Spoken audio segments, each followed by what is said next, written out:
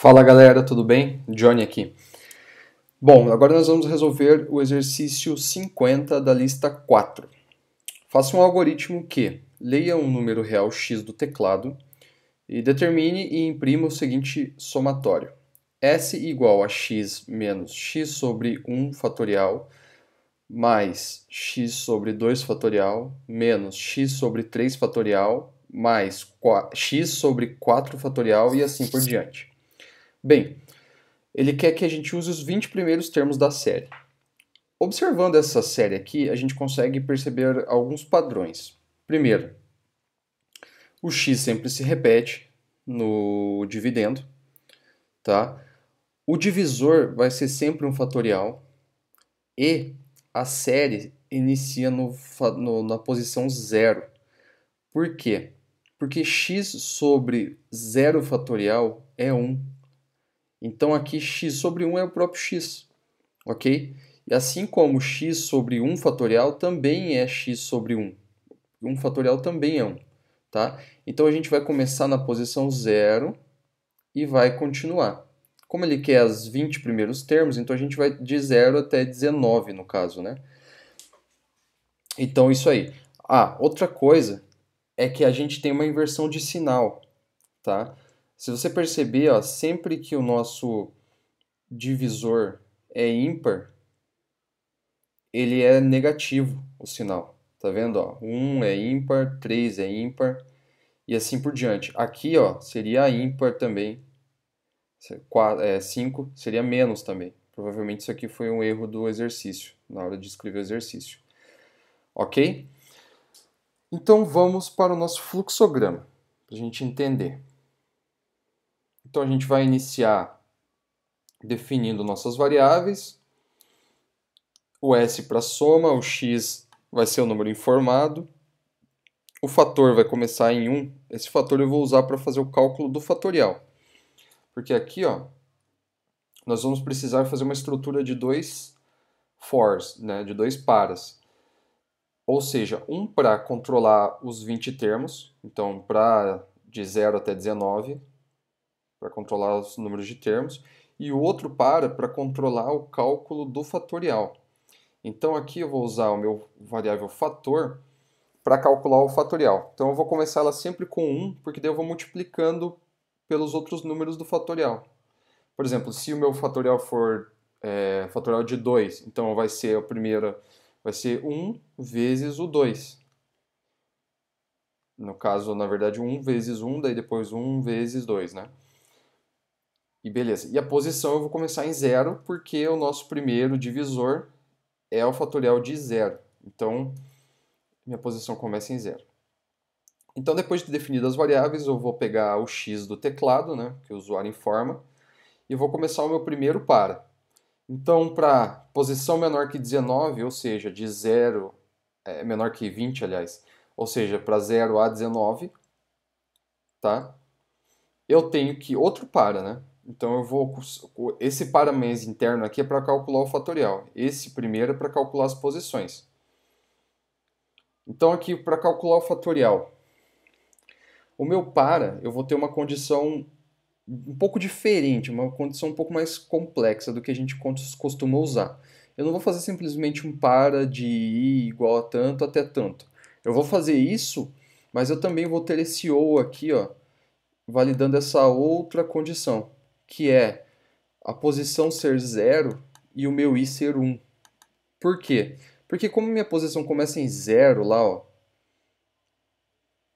aqui na nossa definição, ó, como ela começa em 0 e o meu i ele começa em 1, porque se eu começar em 0 eu vou zerar o meu fatorial e não é isso que eu quero, né? Eu quero fazer o cálculo correto.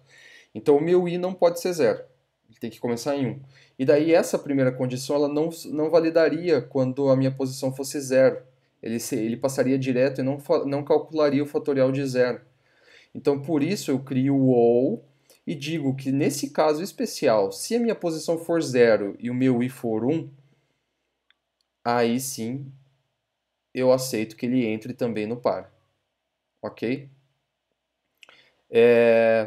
Na verdade, eu posso até dizer só que que minha posição seja zero, né? Eu não preciso dizer que o i tem que ser igual a 1, porque ele sempre vai ser, né? Porque sempre que começa o for, né? Sempre que começa o para, eu vou redefinir o i para 1, né? Então ele sempre vai ser 1. Bom, vamos seguir, daí lá no código a gente vê se isso se comprova verdadeiro ou não, né? A princípio eu só precisaria do ou posição igual a zero, tá? Beleza. Se eu validar essa condição, eu vou calcular o meu fatorial aqui, ó. O meu fator vai ser fator vezes i. Então, ele vai entrar aqui tantas vezes quanto for o meu valor do fatorial. Se o meu fatorial for de 5, eu vou fazer esse laço 5 vezes, fazendo 1 vezes 1, depois 1 vezes 2, depois 2 vezes 3, 3 vezes 4, e assim por diante até 5. Né? 4 vezes 5. E aí, depois que eu sair do meu para interno, eu vou ter um C aqui, ó. Que ele não cair mais, não se validar mais isso aqui, eu vou sair do meu para e vou entrar num C. Para quê? Para eu olhar qual vai ser o meu sinal, se ele vai ser soma ou subtração.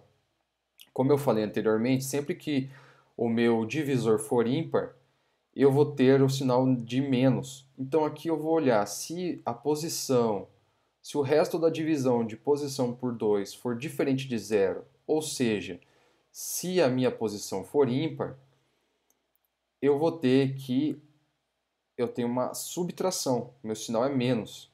Agora, se for uma posição par, eu tenho que o meu sinal é mais, certo? Depois disso, depois de fazer cada passo da soma, eu tenho que retornar o meu fator para 1, para que eu possa calcular o fator da próxima posição, do próximo elemento. Se eu não setar o meu fator para 1 de volta, o meu fator vai crescer exponencialmente aqui, né? Ele vai pegar o valor que já estava do primeiro cálculo e ir adicionando com o próximo e vai virar uma loucura. Eu tenho que setar ele para 1 de volta, para poder refazer o cálculo. Depois disso, eu sigo aqui o meu fluxo, ó, ele sobe lá para validar o meu para de volta, né? Se o meu para ainda estiver valendo, né, se eu ainda estiver numa posição menor do que 20, ele vai fazer de volta, até que eu faça o cálculo das 20 posições e saia aqui, ó, pela direita, então, e mostre o valor da minha soma. Tá ok? Bom, então vamos fazer isso aqui agora em Portugal. Tá? Eu vou dar uma diminuidinha aqui só para eu deixar isso aqui de referência para fazer o Portugal aqui. Tá ok? Então aqui no Portugal, eu já até fiz ali, como vocês podem ver, mas eu vou fazer de novo para demonstrar. Eu tenho meu início, tá? Daí eu vou definir minhas variáveis, elas vão ser do tipo real, que vai ser o x, que eu vou pegar do usuário, o s, que vai ser a minha soma, a minha posição, que vai começar em 0, e o meu fator, que vai ser 1. Tá ok? Deixa eu aumentar um pouquinho aqui. Beleza. Depois disso eu vou escrever na tela que eu quero que o usuário informe o valor, né? Informe o valor, opa, valor para x. Tá ok? Não precisa ser nada muito elaborado nesse caso. E vou ler o valor do x, salvando na variável.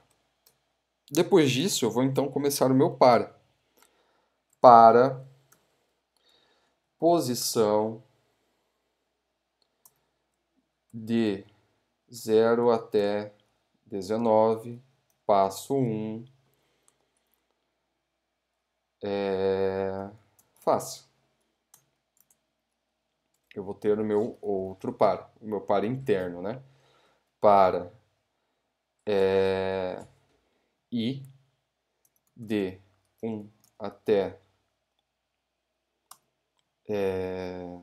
posição, ou, né, eu tô aqui, ó, nessa parte agora,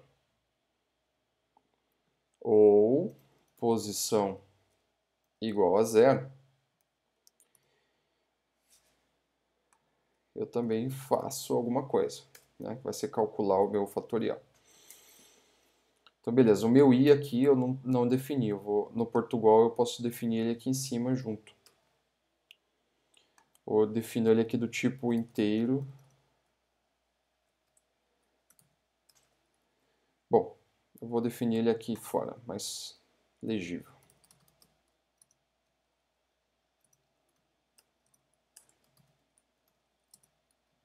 Tá ok? Então, beleza.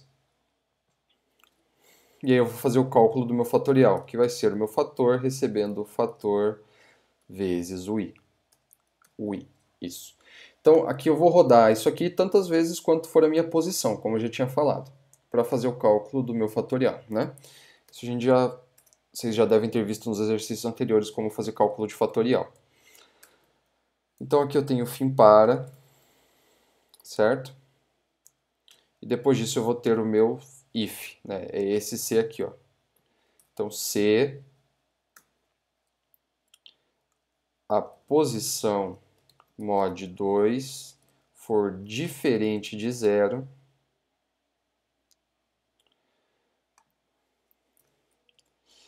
então S vai receber S menos x sobre fator. Se não, se ela for par, né, o S vai receber S mais x sobre fator. Certo? E aqui eu tenho meu fim C. Depois disso, o que eu preciso fazer mesmo? Eu preciso setar meu fator de volta para 1, né? Para fazer o próximo cálculo lá em cima. O meu for externo aqui, ó, ele vai rodar de volta. E aí o meu fator, para fazer o cálculo, ele precisa voltar a ser 1 aqui, para eu fazer esse cálculo do fatorial corretamente. Então, ó, vamos subir aqui um pouquinho, ó. Então a gente já está aqui, ó, no fechamento do par bem externo ali, que seta o fator para 1. Então eu tenho meu fim para. Tá certo? E depois disso eu tenho escreva S, né? Vou só mostrar o valor de S. E o fim do meu algoritmo. Então vamos repassar. Tenho minhas variáveis do tipo real, x, s, posição em 0. Aqui eu defini elas do tipo real para poder facilitar essa conta aqui, ó. Lá eu não preciso ficar fazendo conversão, não preciso fazer o cache. Como a gente não precisa dela como um inteiro em momento algum, fazendo do tipo real vai facilitar bastante. Tá ok? Bom, então eu pego o valor de x e aí eu faço um for externo para controlar os elementos, quantos elementos eu quero, e um for interno, né, um par externo e um par interno para calcular o fatorial. Sempre fazendo a soma se for par e subtração se for ímpar a posição, né, o meu divisor vai ser igual à minha posição sempre. E aí, setando o meu fator de volta para 1 para fazer o próximo cálculo. Beleza? No final eu escrevo e termino o meu algoritmo. Então, vamos passar isso aqui agora para C. Aqui eu também já tinha feito, mas eu vou fazer novamente para demonstrar. Então, include stdio.h, defino minha função main, ela vai ser do tipo inteiro, então eu retorno um 0 para poder indicar o fim da execução dela. E aqui eu vou declarar minhas variáveis. Do tipo float vai ser o x, vai ser o s, vai ser a posição e vai ser o fator. Tá? A posição, na verdade, eu nem preciso declarar, né? Porque ela vai ser a variável do meu for, então eu posso declarar ela dentro do for. E o meu fator eu vou definir como sendo 1. Como é float, eu vou 1.0 aqui. Tá ok? Aqui eu não vou precisar declarar o i como inteiro lá, porque eu declaro ele dentro do for também. Vou usar o f aqui para deixar ele mais explícito que eu estou definindo um float. Beleza, então eu vou printar na tela e vou pedir, né, para o usuário o valor de x. Depois disso, eu salvo na variável x, né, com um %f aqui, o e comercial para indicar o endereço da variável x. A variável nada mais é do que digamos que um atalho, não um atalho, mas um apelido para o endereço de memória. Em vez de você digitar aqui todo o número, o código que identifica o endereço da memória, você simplesmente cria uma variável que guarda esse valor para você. Então, quando você invoca o e-comercial, você está, na verdade, invocando o endereço da variável, o endereço de memória dessa variável, e salvando o valor que vem do teclado dentro desse endereço de memória lá na memória do computador. Então, beleza. Criei minha variável, peguei o valor do usuário, e agora eu vou começar o meu laço for externo. Então, a minha float posição igual a 0, né? A posição vai começar como 0. A condição vai ser que minha posição seja menor que 20, porque já que ele começa em 0, então eu preciso contar até 19.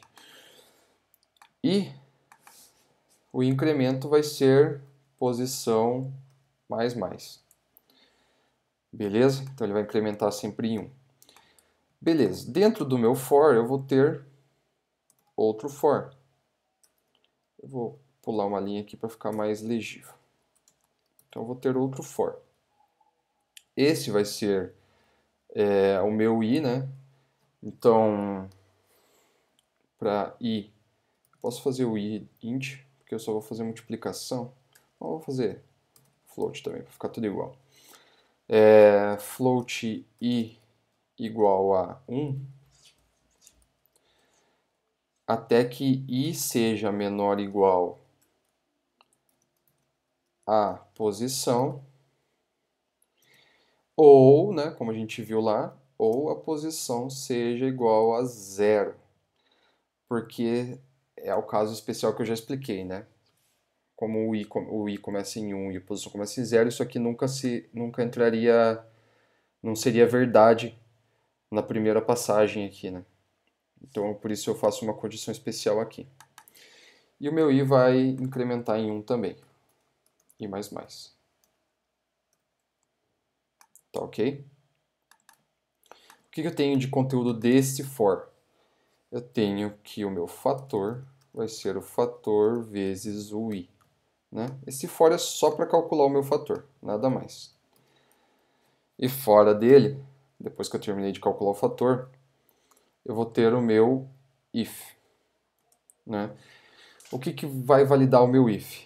Ele vai validar a posição, ele vai ver se a minha posição é par ou ímpar. Então, par mod 2 tem que ser diferente de 0 para ser ímpar. Né? Então, quando for ímpar, o que vai acontecer? Deixa eu ver o que ele reclamou aqui. Minha posição não pode ser...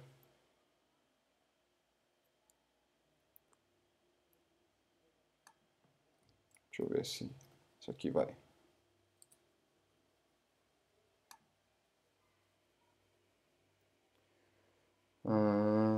Tá.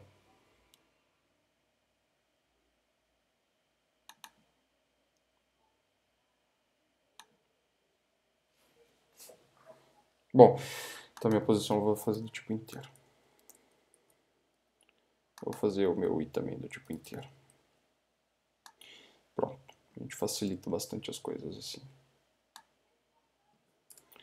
Porque senão ele vai reclamar aqui pra gente fazer esse resto de divisão aqui. Porque como ele é float, e o float ele não faz o módulo.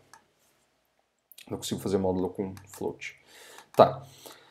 Então, se o resto da divisão da minha posição por 2 for diferente de 0, o que significa que ela é ímpar, o meu S vai ser S menos o X sobre o fator que eu calculei. Fatorial, né? Agora, se não, else, deixa eu iniciar meu S aqui como 0,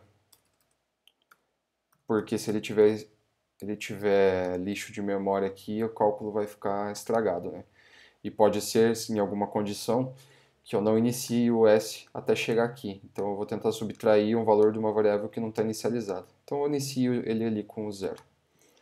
Tá, então se não for ímpar, no caso, ele vai ser par. Então ele vai ser s mais x sobre o fator, que eu já calculei ali em cima. Ok. E depois do meu else, eu faço o meu fator receber 1. Né? Para ele fazer o cálculo do próximo fatorial lá em cima. Tá ok? Aí depois que... Isso aqui tudo vai fazer o cálculo da somatória. A somatória sempre vai ser feita aqui. E por final eu preciso mostrar essa somatória. Então a minha somatória vai ser um %f. Eu vou mostrar... Deixa eu mostrar todos os dígitos da somatória. Tá? Eu vou mostrar o S, né? Vou dar um print do S, que é a minha somatória. Beleza, vamos executar isso aqui agora. Vamos ver o que a gente vai ter como retorno. Então eu quero que o meu x valha 5. E aí?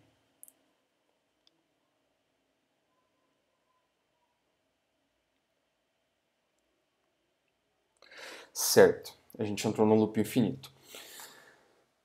Lembra que eu falei que não precisava dizer que a posição era igual a 0 e que o i fosse igual a 1?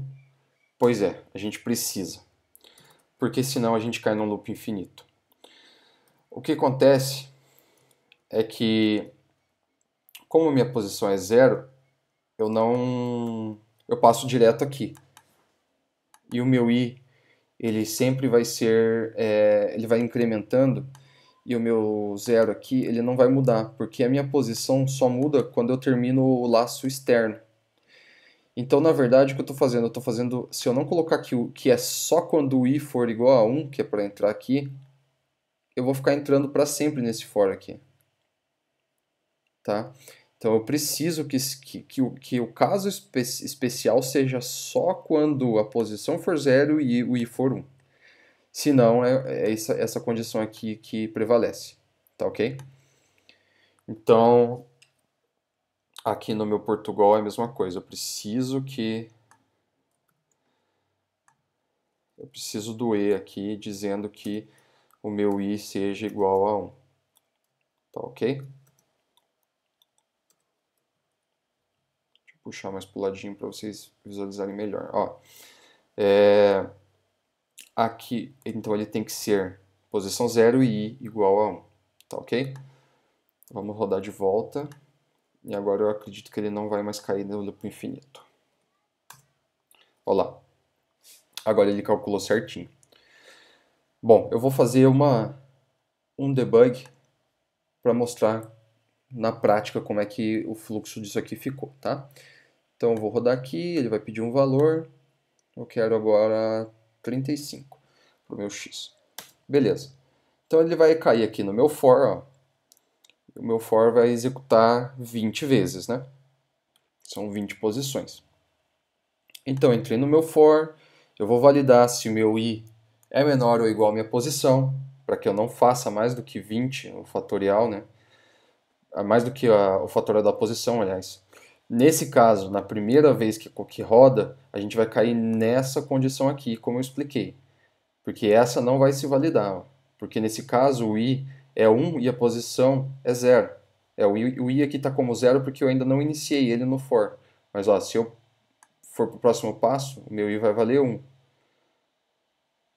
Tá vendo? Então agora o meu i vale 1 e a minha posição valeria 0. Então isso aqui não se validaria.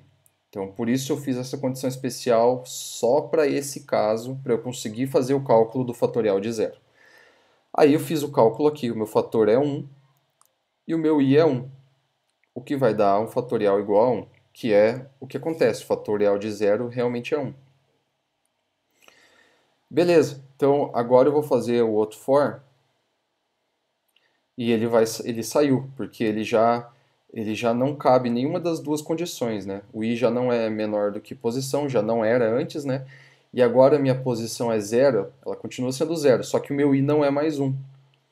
Então, o que acontece? Ele sai do for. Aquela hora, quando o meu i, quando não tinha essa restrição de i igual a 1, ele ficava incrementando meu i e ficava subindo. Subindo, e isso aqui nunca ia acontecer e nem isso aqui nunca ia acontecer para parar, nunca ia ser falso. Isso aqui sempre ia validar como verdadeiro, posição igual a zero. Então ele entrava num for infinito. Tá. Agora, depois que eu calculei o fatorial, eu vou olhar a posição para ver qual é o sinal que eu vou usar, se eu vou somar ou se eu vou subtrair.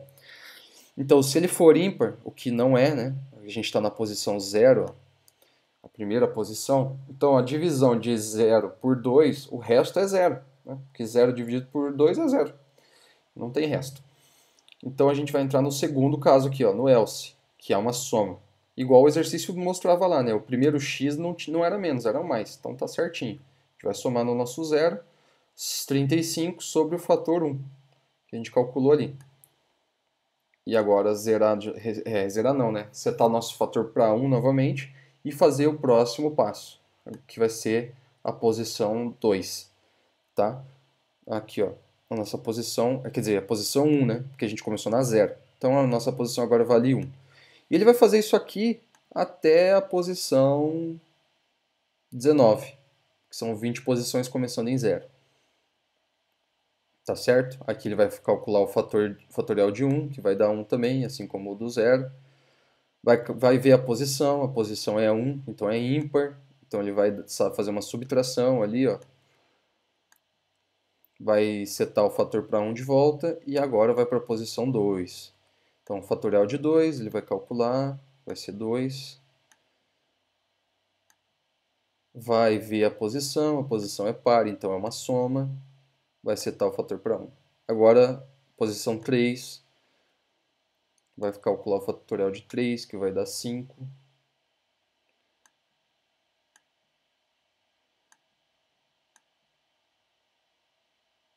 É, 5 não, né? 6. 2 vezes 3, 6. Tá. Aí vai ver a posição. 3 é ímpar, vai ser uma subtração. Tá certo? Ó, você está vendo que nosso S está fazendo a subtração e tudo mais e usando float. Então ele está ficando. Essa divisão aqui, ó, a gente não precisa usar cache nem nada, porque tanto o x quanto o fator são float. Então a divisão já retorna um número quebrado. A gente não precisa ficar convertendo, nem usando cache para forçar o resultado. Tá? Então ele vai rodar isso aqui 20 vezes. Né? Eu vou tirar o breakpoint e vou mandar ele continuar. E vai nos mostrar o resultado. Tá certo, galera? Esse é um exercício bem mais longo do que os anteriores, né? Bem mais complicadinho. Eu espero que vocês tenham entendido. Bons estudos e até mais. Eu fico por aqui.